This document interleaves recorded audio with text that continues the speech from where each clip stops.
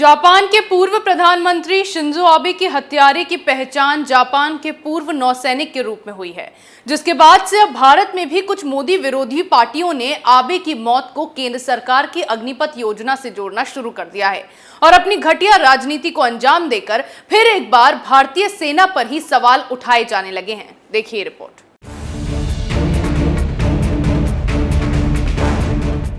Japan के पूर्व प्रधानमंत्री शिंजो आबे की हत्या के बाद से दुनिया का एक धड़ा जहां दुखी है, शोक मना रहा है, वहीं दूसरा धड़ा उनकी इस बर्बर मौत का जश्न मना रहा है। कुछ पॉलिटिकल पार्टियों ने तो अब इस पर अपनी घटिया राजनीति शुरू कर दी है।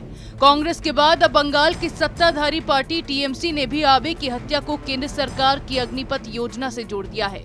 इसे लेकर पार्टी के आधिकारिक न्यूज़पेपर जागो बंगला में एक लेख छापा है। टीएमसी की ये प्रतिक्रिया कांग्रेस प्रवक्ता सुरेंद्र राजपूत से मिलती जुलती है। राजपूत ने भी शिंजो आबे की हत्या को अग्निपथ स्कीम के साथ जोड़ा था। कांग्रेस प्रवक्ता ने ट्वीट करते हुए लिखा था कि पूर्व पीएम के शूटर तेत्सुया यामागामी ने जापान के बिना पेंशन वाले सेल्फ डिफेंस फोर्स में काम किया था। राजपूत के इस बयान के बाद बीजेपी ने कांग्रेस को आबे की दुखद निधन पर शुद्ध राजनीति करने से बाज आने की नसीहत दी थी।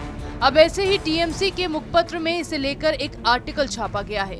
इसमें शिंजो आबे की हत्या और अग्निपथ स्कीम को जोड़ा गया है।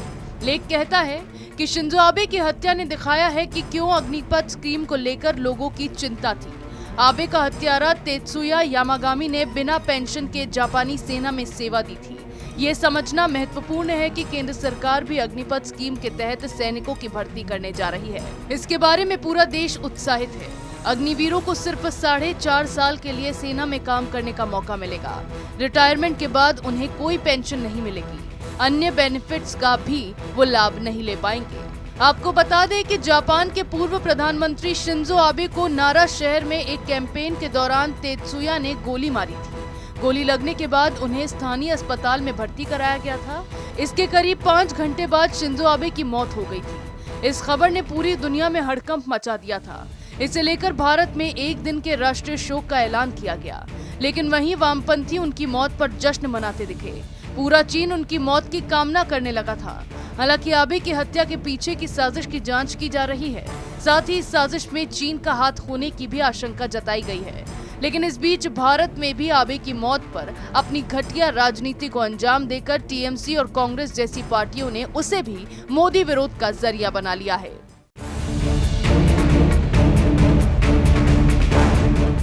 जिस तरह से शिंजो आबे की हत्या को केंद्र सरकार की अग्निपथ योजना से जोड़ा गया है, उसके बाद कांग्रेस और टीएमसी ने सीधे सीधे देश की सेना पर सवाल उठाते हुए उसे हत्यारा साबित करने की कोशिश की है, क्योंकि आबे का हत्यारा पूर्व नौसैनिक था। ऐसे ही एसडीएफ से ट्रेनिंग लेकर निकला था।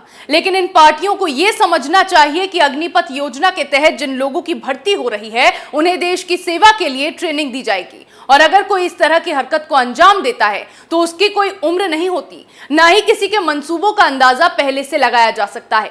वो सेना से 40 की उम्र में रिटायर हुआ सैनिक भी हो सकता है या फिर उसकी उम्र 30 भी हो सकती है। ऐसे में इस तरह की घटिया राजनीति के पीछे का मकसद केवल मोदी विरोध को ही दर्शा रहा है।